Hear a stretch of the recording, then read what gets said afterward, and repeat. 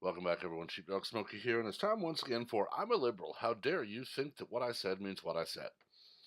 Seems that Fran Lebowitz on the Bill Maher show last night suggested that President Trump be harmed. This is a federal crime, and you can see her exact quote. We should turn him over to the Saudis, his buddies, the same Saudis who got rid of that reporter, Jamal Kashoggi. Maybe they could do the same for him. That is her quote. In one hand, she accuses the Saudis of murder and then says the words do the same. Now, of course, it wouldn't be a normal liberal without, I don't regret saying it. I regret that you didn't know what I meant. I'm going to just call this BS like it is.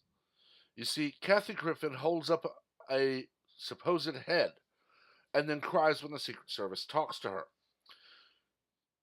Tom Arnold goes off on one of his possibly drug fueled rants and then complains when the Secret Service wants to talk to him.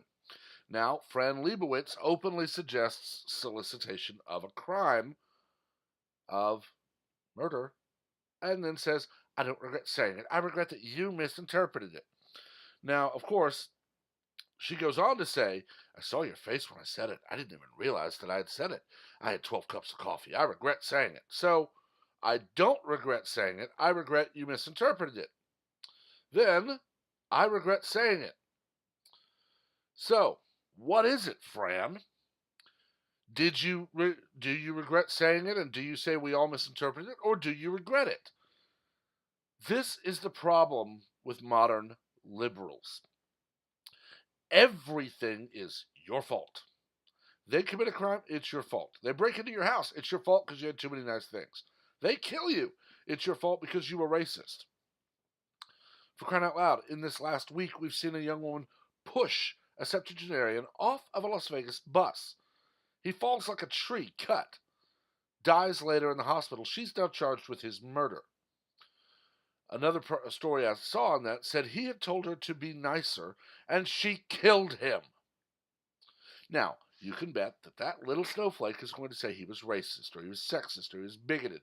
He touched her. He assaulted her. He tried to deny her rights. And she denied him his right to life.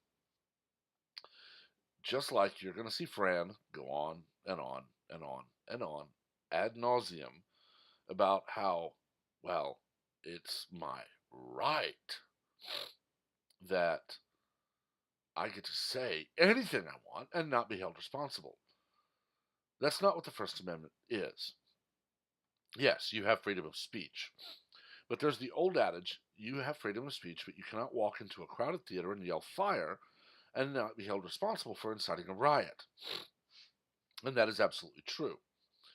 If you tell someone, I'm going to kill you, you are responsible for the panic that induces, and they will report you as having threatened them. If someone tells you, I'm going to kick your ass, and you later report them and have them arrested for threatening you or have cops talk to them, that's their fault. Lebowitz here made a statement and later tries to say, I don't regret saying it. I regret you misinterpreted it. Tell me, Fran, how else are we to interpret give someone to a group that I say killed another person and have them do the same? What if someone had said, let's send Fran to MS-13? You know, the people who stabbed that guy 100 times in New York, and have them do the same. Fran would be having me arrested for threatening her life. But when Fran does it, I don't regret I said it. I regret you misinterpreted it. It's more of the same BS that has to be addressed. We need to end this I'm always right, you're always wrong, how dare you misinterpret me, how dare you take my words to mean what the words I said meant attitude. We have people running around, running their mouths, telling people anything and everything they think people want to hear. They talk out of both sides of their mouth, but then they later complain when they're held to account for their own words. And that has to stop. This mantra of, I'll say what I want to say, and then I'll tell you that it doesn't mean what the words actually mean, so it's your fault for not reading my mind and knowing I would change my story later.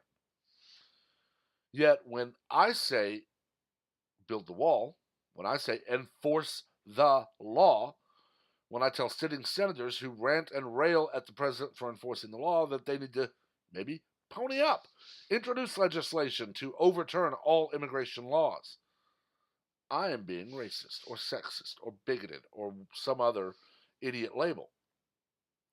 When I tell sitting Senator Kamala Harris to stop telling the president to ignore his job and allow laws to be broken, but rather maybe introduce a bill to change the law she hates, she ignores me, but her followers love to say I'm just being a racist sexist because I don't like that a black woman is saying something.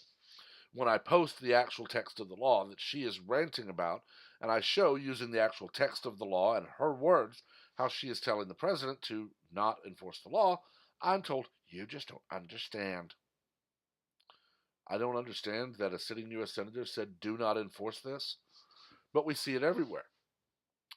When coal mines were closing in the up in the Northeast, liberal journalists were telling 50-plus-year-old coal miners, 40-plus-year-old coal miners, vast majority of them, learn to code.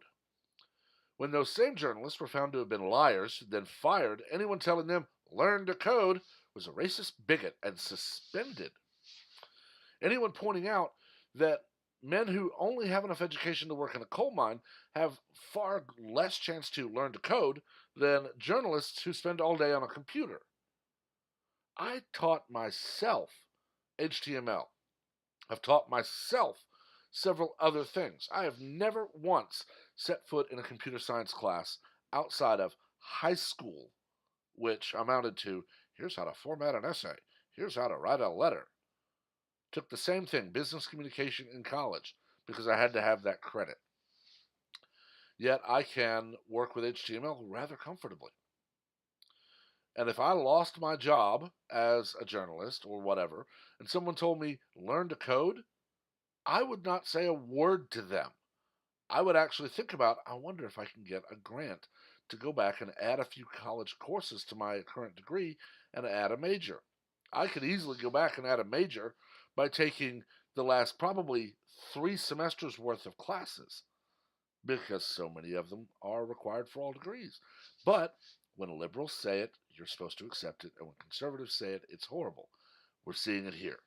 When Lebowitz says that, it's our fault because we misinterpreted it. I'm going to be putting both of these links. The first one, the top one, is an actual link to the video. Watch it. You're going to see this quote right here. And you're going to hear it said exactly like that. Then you have this page where it's, I don't regret saying it. I regret that everyone misinterpreted it. This is a CYA move. This is, no, Mr. Secret Service Man, I didn't say what they're saying I said. Well, I said the words, and I said them in that order, and I used the same inflection, but that's not what I meant. They're all idiots because they didn't understand I meant something else. This is a CYA move, and Lebowitz needs to be spoken to by the Secret Service. Honestly, probably at length. But I'm tired of the same old, and I'm really hoping one day to find some news that's not this same crap. But I've talked long enough on this. Let me know what you think in the comments. Just remember to keep them civil.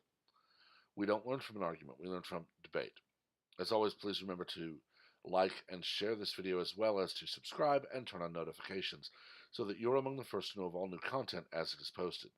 Until next time, everyone have a wonderful day.